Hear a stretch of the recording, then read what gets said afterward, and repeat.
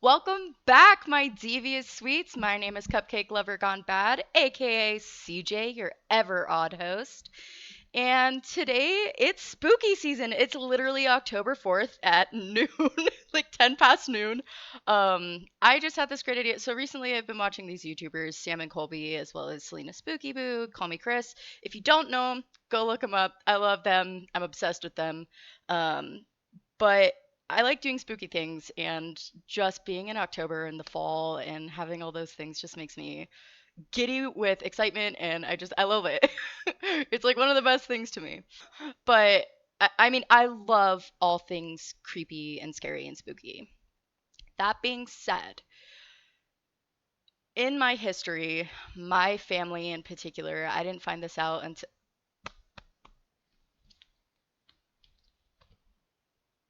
this is Ziggy's coffee card because I was cleaning out my car. So, a little bit of background about me and my family. My family apparently has always had paranormal surrounding it. And I'm going to be turning 25 here in a few months. So I've gone most of my life thinking it only happened to like my mom or myself. And the only reason I knew my mom was because when I was like 12 or 13, my family took a trip to Oregon, Portland, Oregon, and my mom and my dad just loves to follow my mom around. He is puppy love for my mom and just adores her. And my mom can drag him into any experience as long as like he can just kind of hang out. So we went on a ghost tour, and my mom and I love the macabre. Like I don't know when, but we just bonded over it. I remember us watching Paranormal Activity 1 together, and I was so terrified, but it's just that kind of bonding thing for me and my mom, I'm now realizing. But we went on this tour. We met our tour guide. He was this amazing man, super sweet. He was explaining how he'd taken some time for his family and had just come back. And so it had been a while since he'd done this tour, but he was really familiar with it. In the past, he'd been doing it a ton of times throughout Portland, Oregon. It's his home. He knew all the ghosts that he would talk to and like all the paranormal. I guess I should say a quick thing. If you don't believe in the paranormal, I can't judge you. I'm not one to force it upon somebody. For someone who just likes spooky stories and likes to just count everything as fake, that's totally up to you. So, needless to say, this man had taken some time, and he explained to us as the tourists that he wasn't sure what would happen that night, or who would be active, who would not be active, because he wasn't sure if they would remember him. But he would do his best and do his due diligence and try and make it as historically accurate and fun as possible that he knew of. I was like 12. I might have even been 11. I can't I can't remember. I spent 2 years in Washington, so like the ages I was just kind of blow over me. I know that I was 13 when I left, okay? So just cut me some slack. We'd gone through the tour with minimal, like stuff happening. And needless to say, we got to a point where we got to this one, I think it was like a bar or like a tavern or something, and like been around since like the 1800s, something like that. Don't quote me. I did not care about history back then, and I do now. It's really dumb. Uh,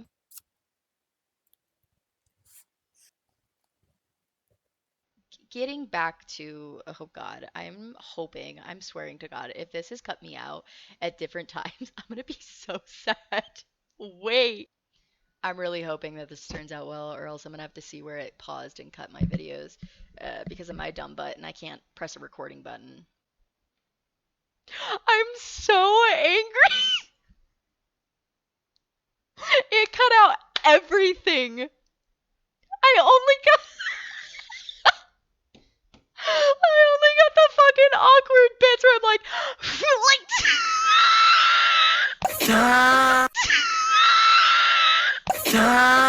yo, I can't with myself.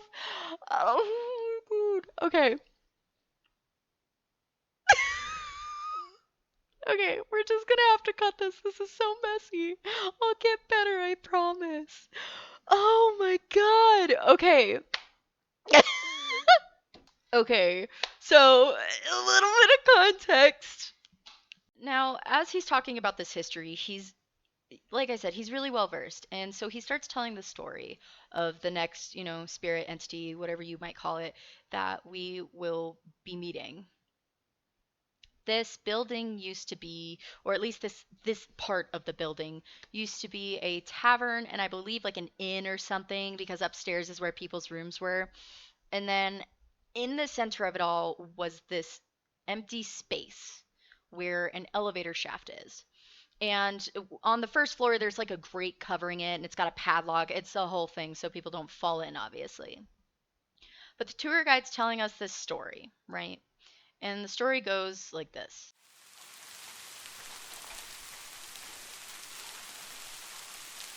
There used to be a woman, and she wasn't very old. I believe she was in her late 20s, and I'm pretty sure she used to be a singer. And she was really well known throughout the inn and throughout the tavern. People loved her. She was this presence that everyone was drawn to. And she even lived at the inn, and she was well known. And she lived upstairs on the second floor, which is where your rooms were, and would take the elevator shaft down. Now, elevators were very new back at that time, which is why it was such a strange setting, but it it was something that people knew as like popular, and you had high class if your establishment had an elevator. Well, one day the woman's getting into the elevator and she's alone, and I think she was up on the second floor when the cable, as she started to descend, snapped, and it dropped all the way down into the basement floor,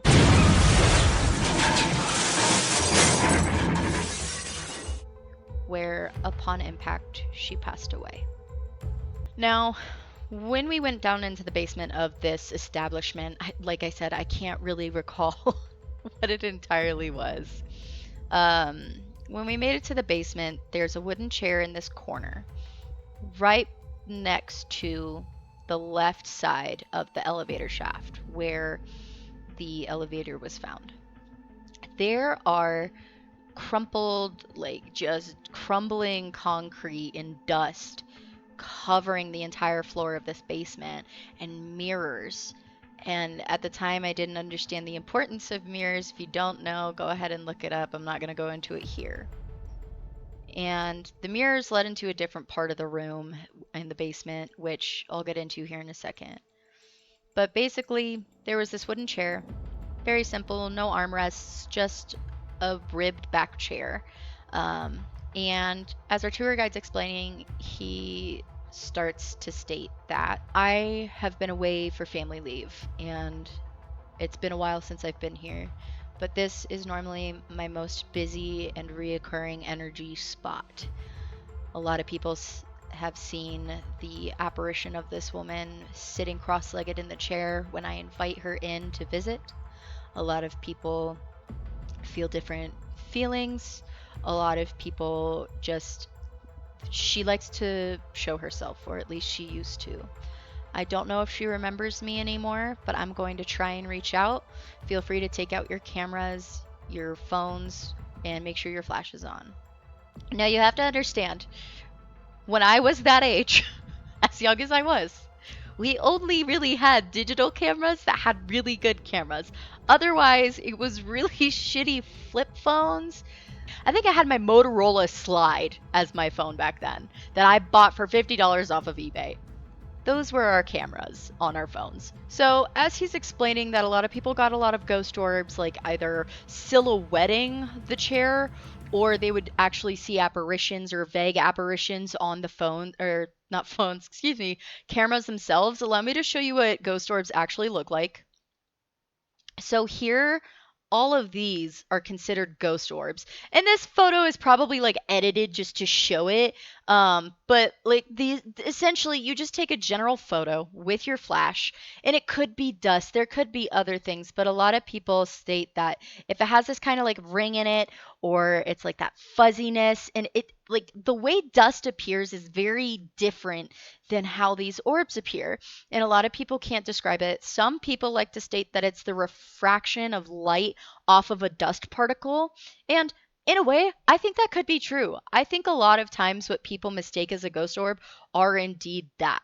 However, when it comes down to it, take it as you will. I'm telling you this from my perspective and from what I know. As everyone takes out their cameras and is starting to point it, starting to take pictures, you hear the tour guide talking and starting to ask. He says, "Hello, I know it's been a while. You might not remember me, but my name so and so, and I used to tour here a lot, and I used to know you really well, and I know your story well. And you used to come out and visit us, and you would show everyone here the proof of your existence. And I'm inviting you now if you'd like, and you can take a seat, or you can wander, you can touch people." And he knew their parameters, and he knew that she was like very gentle and that nothing intentional was ever done. Like people never had an issue. Um, so, anyways, he goes through this, and everyone's like, "Oh, I'm not really getting anything. I got a couple of ghost orbs here and there." And then everyone's like, "Okay." And he goes, "Well, if you'd like to start off when you're done to the next part of the room, you're basically following these mirrors into like this dark corner of this building in the basement. And it used to be a speakeasy, I'm pretty sure, is what he said." And so you'd walk in, and it's like very lavishly set up, but like forgotten for sure. And the rest of the people are filtering in. My dad starts walking away and filtering in with everybody, but my mom's kind of hanging back. And I'm like finishing up. I'm looking through my photos, and I'm like, it's okay. So I'm like, click, click, click, okay, whatever. Lock it, turn it off. And I look over at my mom, and she has this sad smile on her face. And she just looks distant. And there's tears coming down her face. I'm like, "Mom, are you okay?" She goes, yeah, I'm okay. But there's a distance in that look that I could just peg as, that's not my mom's feeling. And that's not really something you can explain as a child, let alone when you were as deft about emotional labeling as I was at that age. So it's not fair to state that that's exactly what I thought.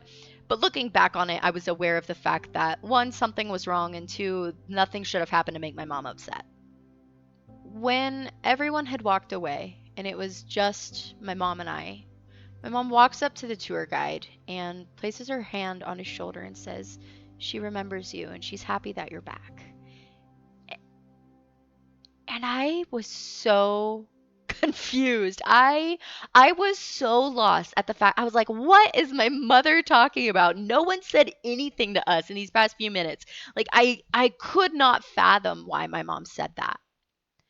And after that, nothing else really happened. Like it was just the rest of the tour, a lot of history, and I was really bored. Because I was like, "I didn't see a ghost."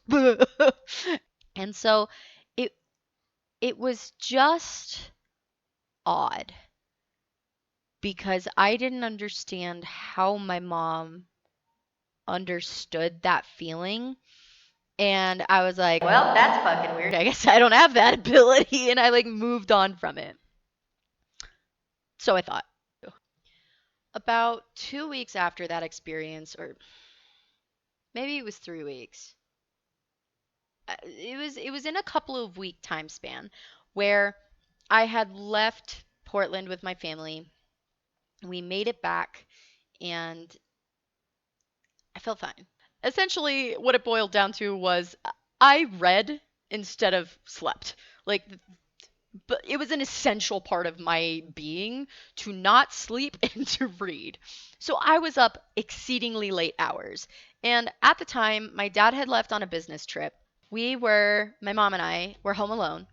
My mom always slept with the dog in her room. Occasionally, the cat would want to come into mine. He was a very quiet cat. He didn't really care. But he was in my room that night, and he was sitting at the foot of my bed.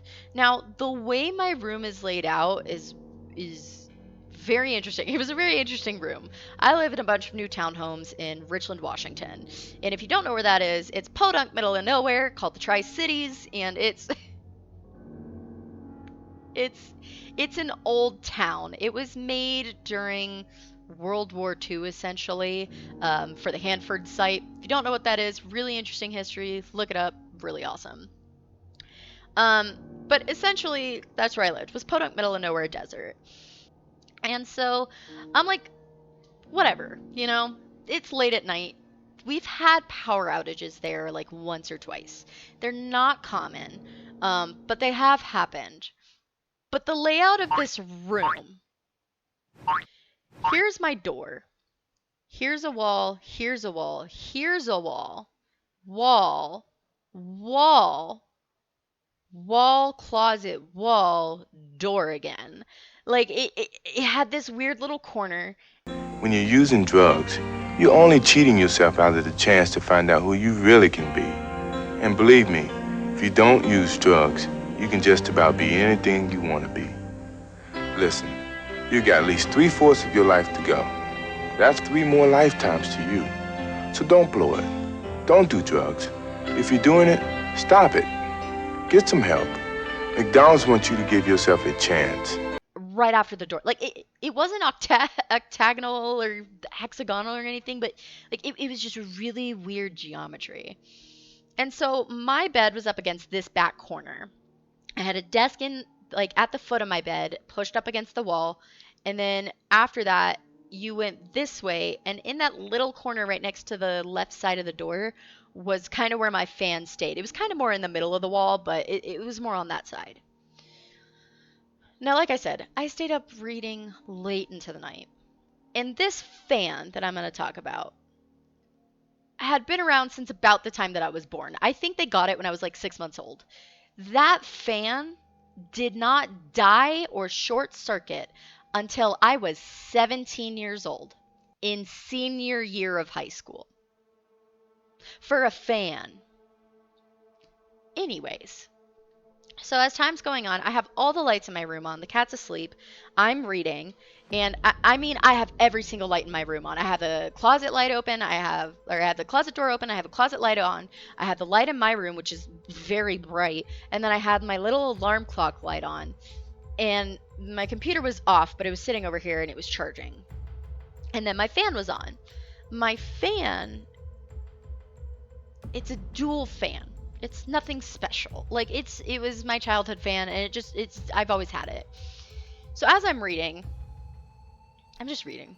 Like I get really into my books, so I'm like right here and I'm like, oh yeah, wow, oh my god, they're gonna fall in love. No, like like I'm super into it. And it must have been about 2:30 in the morning, 2:45 in the morning, when all of a sudden I hear click click. I look up and I'm like looking around, cat's asleep, and the lights are all on, and I look at my fan and my fan's off. Well, that's weird. And I'm looking around, I'm like, are the lights on? And I had a window behind my head, which is where like my window for my room was. So I looked out my window through my curtains, and sure as shit, the street lights are on, everything's on. So it's not like the power had gone out. There wasn't even a power surge, like nothing did the shutter or anything. So I was like, well, that's weird. Maybe it's short circuiting. Put my book down, go over, turn it back on, come back over, sit down. And I'm reading and da da da da da, whatever. And about 30 minutes later, so now it's about 3 o'clock in the morning, I hear click, click, and I just looked up. And all I can remember thinking was what our tour guide had told us to say if we felt uncomfortable around any spirits. And if we feel uncomfortable, and they're doing something that's making us uncomfortable, you use your nice voice and you say, please stop. And if they don't listen, you say it firmer, but you say it nicely again. And I looked up and I said, could you please stop doing that and turn it back on? Nothing happened. I was like, oh, whatever. Put my book back down, turn my fan back on. Fine. After that, it didn't do that again ever. Ever. Nothing had changed. Nothing. So the only thing I could think of was like, was something in my room? Oh my god. It was my first experience of something that might not be in my realm, and that threw me through a loop. When I told my mom this, I think I must have been in my like late teens at that point when my mom and I discussed that. And she goes, was that the time that your dad was gone? I was like, yeah, it was about the same time. And she goes, I was having issues like right after that. I was like, no. She goes, yeah. So my mom had this digital alarm clock that had a brightness setting. And it wasn't a light alarm. It was a brightness setting. I need you guys to understand that. Like this was in 2011, 2012. Like it's nothing, nothing had that kind of like feature yet. So her room is always pitch black. And then the only thing you can see is the little light glow of blue. That's her alarm clock. And I remember my mom telling me this, and I lost my mind because what had happened was she was in a deep, like deep, deep sleep, straight up deepest sleep ever. And all of a sudden, she felt this light go bright, bright, dim, bright, dim, bright, bright, bright, dim, bright, dim, like, and it just kept going, like someone was messing with it. And she like opened her eyes and she's looking around, and the last thing she sees is dim. That was it. She's like, what in the world? She's like checking, is it plugged in? Yeah, it's plugged in. And she was like, it's on its lowest setting. Maybe it was just a weird glitch. She falls back asleep. A couple of hours later, it happened again. This went on for like 2 weeks. And my mom's just like, what is going on? And so what we figured out was that the spirit must have come from mine, like my room messing with my stuff, to my mom's. And then one day it just stopped, is what I recall my mom saying. But like, no, it stopped when my dad got back. Like, I don't know why. So after that, my mom had another experience where my dad was finally back and he was like, hey, I think I forgot to go lock the front door. I'm going to go lock the front door. I'll be right back. She's like, yeah, yeah, okay. And she's like half asleep. He goes downstairs. She's half asleep. And she kind of keeps track of time because she's, when you're in that half asleep and you're like, it feels like it's been a while.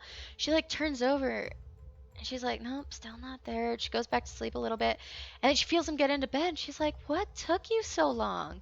It's been an hour. And she turns over. There is not a damn human being in that spot. Not a single person. But my mom was so certain that she felt someone next to her. A little while later, my dad walks in and she goes, did you come in earlier? He goes, no, I just got up. Why? She's like, no reason. Like, like, it's freaky. But yeah, so that was our experience in Washington. That was my first experience.